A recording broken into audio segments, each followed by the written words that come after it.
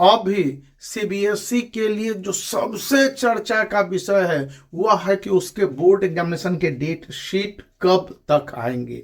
इसी बीच में times now ने एक इंफॉर्मेशन दिया है कि CBSE class 10th and class 12th 2024 के जो बोर्ड एग्जामिनेशन है वह 15 फरवरी से लेकर 7 अप्रैल तक कंडक्ट हो जाएंगे। सीबीएसई ने पहले बता दिया है, लेकिन इसमें कोई नया चीज नहीं है।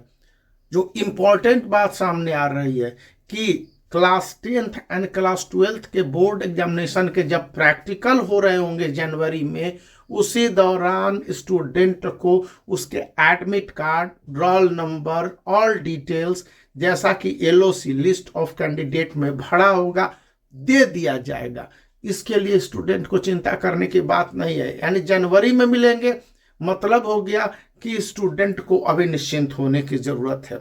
दूसरी बात कही जा रही है class 10th and class 12th के स्टूडेंट सीबीएसई बोर्ड के लिए जो इंफॉर्मेशन है कि उनके जो इस बार के क्वेश्चन पेपर हैं इनमें इंपॉर्टेंट बात है कि स्टूडेंट अच्छी तरह से यदि लिखेंगे वर्ड लिमिट के हिसाब से तो ही उनके मार्क्स मिलेंगे। अगर वर्ड लिमिट को ज्यादा क्रॉस करेंगे, यह इंपॉर्टेंट फैक्ट बताया गया जो एग्जामिनर इस समय बता रहे हैं, तो उनके मार्क्स कटने के डर रहेंगे, क्योंकि एक तो मिस्टेक ज्यादा होगा, दूसरा कि x as a rate word limit पर कोई एक्स्ट्रा मार्क्स देने की बजाय आखिर एग्जामिनर को वहां पर फिक्स्ड कॉपी चेक करने होंगे तो इरिटेट होगा। और सीबीएसई का कोई रूल भी नहीं है कि आपको ज्यादा वर्ड में लिख दिया तो मार्क्स दिया जाएगा। तो ये 3 पॉइंट्स यहाँ पर बनते हैं।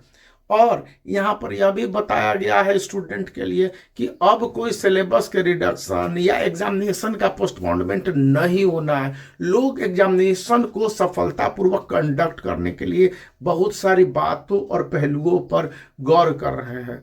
प्रैक्टिकल एग्जामिनेशन के डेट्स भी हैं, बहुत जल्दी स्कूलों को भेज दिए जाने हैं, दिसंबर में चले जाएंगे और उसके बाद उनके प्रोसेस शुरू हो जाएंगे, क्योंकि एक्सटर्नल और इंटरनल का सिस्टम होता है।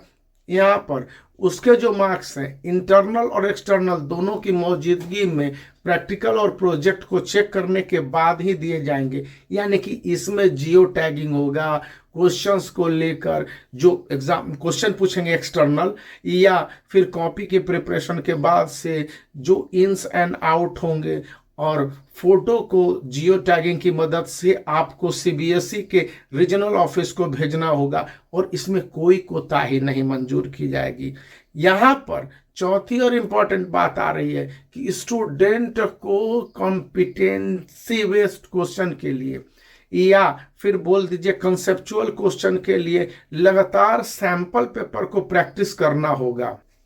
आप किसी एक सैंपल पेपर को ले लीजिए और उसको बनाइए। मैं इस सैंपल पेपर अपने स्टूडेंट के लिए रिकमेंड करता हूं, क्योंकि इस सैंपल पेपर में सभी सब्जेक्ट को कवर किया गया है और बताया गया है कि स्टूडेंट के किन किन चैप्टरों को पढ़ने हैं और किन किन चैप्टरों को छोड़ने भी है, क्योंकि इंटरनल ऑप्शन वाले चैप्टरों को छोड़ने की वकालत यह सैंपल पेपर करता है।